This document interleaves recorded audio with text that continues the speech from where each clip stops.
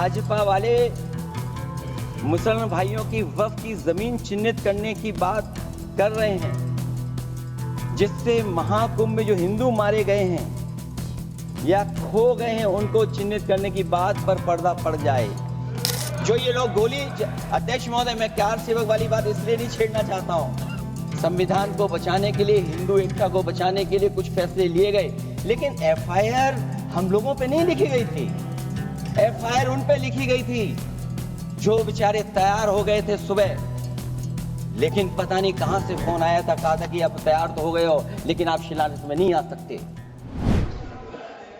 अध्यक्ष महोदय, भाजपा जब भी कोई नया बिल लाती है तो वो अपनी नाकामी छुपाती है।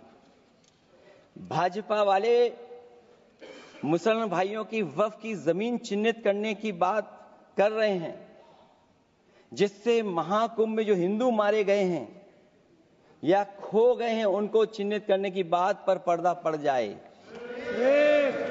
अध्यक्ष महोदय, मुझे खुशी इस बात की कि हमारा धर्म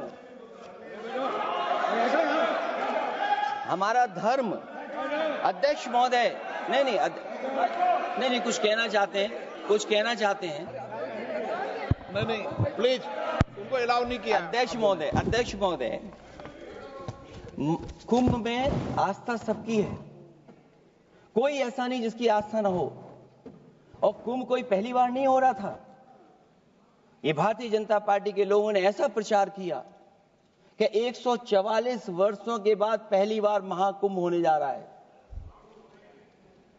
और लोग निकल पड़े। सरकार ने कहा कि हमारी तैयारी 100 करोड़ की है। आप कहते टेक्नोलॉजी का हम इस्तेमाल करेंगे, जमीनों को हम मैपिंग कर करके डेटा एंड रिकॉर्ड ठीक करेंगे। अध्यक्ष महोदय, ये बताएं कि वो 30 लोग कौन थे, उनके नाम क्या थे जिनकी जान चली गई, न केवल जान जाने वालों की, बल्कि अध्यक्ष महोदय ये सरकार बताए कि जो लगभग 1000 हिंदू खो गए हैं, जो अभी तक नहीं मिले, जो अभी तक नहीं खोज पाए हैं, वो 1000 हिंदू की सूची कहां है? और फिर धर्म कारोबार की बात है। जो ये लोग गोली, अध्यक्ष महोदय, मैं कार सेवक वाली बात इसलिए नहीं छेड़ना चाहता हूं। अध्यक्ष महोदय, ये शायद माननीय सदस्य जानते नहीं कुछ सच्चाई नहीं जानते। अध्यक्ष महोदय, ये संविधान की वजह से, संविधान को बचाने के लिए, हिंदू एकता को बचाने के लिए कुछ फैसले लिए गए, लेकिन एफआईआर हम लोगों पे नहीं लिखी गई थी। एफआईआर उन पे लिखी गई थी जो बेचारे तैयार हो गए थे सुबह, लेकिन पता नहीं कहां से फोन आया था, कहा था कि आप तैयार तो हो गए हो लेकिन आप शिलान्यास में नहीं आ सकते।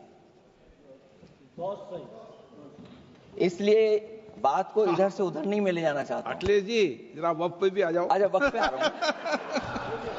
नहीं, वक्त पे अध्यक्ष इसलिए आ रहा हूं क्योंकि वक्त समझने के लिए भारतीय जनता पार्टी की सोच क्या है। और ये अध्यक्ष महोदय जब ये कह रहे हैं कि इससे कारोबार होगा, अध्यक्ष महोदय, धर्म की चीजों से कारोबार नहीं हो सकता। हमारे उत्तर प्रदेश के मुख्यमंत्री जी ने भी कहा कि कारोबार होगा। वो 30 की गिनती में उलझे हुए हैं, जैसे 30 मार खाए वो। उनसे पूछा कि जान कितनी गई, वो 30। उनसे पूछा कि कारोबार कितने का होगा, 30 गुणा 10,000 करोड़। सोचिए, कुंभ हमारा क्या कारोबार की जगह है? और फिर उसका कौन नापेगा, कैसे नालाएगा? और फिर हमारे माननीय मंत्री जी कह रहे हैं कि जमीन, चाहे वो रेलवे की हो, चाहे वो डिफेंस की हो, वो भारत की जमीन है। मैं भी स्वीकार करता हूं कि रेलवे की जमीन भी भारत की है, डिफेंस की भी जमीन भारत की है। क्या डिफेंस की जमीन नहीं बेची जा रही मंत्री जी? अध्यक्ष महोदय, क्या रेलवे की जमीनें नहीं बेची जा रही हैं? अध्यक्ष महोदय, केवल यहां तक नहीं, कितना हस्तक्षेप होता है वक्फ भी भारत के, इसीलिए तो कहीं ना कहीं वक्फ की जमीन से, अध्यक्ष महोदय, माननीय मंत्री जी बताएं और मुझे उम्मीद है कि जब जवाब देंगे तो बताएंगे कि वक्फ की जमीन से बड़ा मुद्दा वो जमीन है जिस पर चीन ने अपने गांव बसा लिए हैं। लेकिन कोई बाहरी खतरे पर सवाल बवाल न करे, इसलिए ये बिल लाया जा रहा है। और माननीय मंत्री जहां से आते हैं, जिस प्रदेश से आते हैं, कम से कम ये तो बताएंगे कि वहां कितने चीन ने गांव बसा लिए, घर बन गए हैं। अध्यक्ष महोदय, आपके माध्यम से सरकार गारंटी दे कि वक्फ की जमीन कभी भी किसी भी पैतरेबाजी से किसी और मकसद के लिए किसी और को नहीं दी जाएगी। वक्फ की वर्तमान व्यवस्था में चाहे 5 साल के धर्म पालन की पाबंदी की बात हो, या कलेक्टर से सर्वेक्षण के हस्तक्षेप की बात हो, या वक्फ परिषद या बोर्ड में बाहरियों को शामिल करने की बात हो, इन सब का उद्देश्य मुस्लिम भाइयों के सार्वजनिक अधिकार को छीनकर उनके महत्व और नियंत्रण को कम करना है।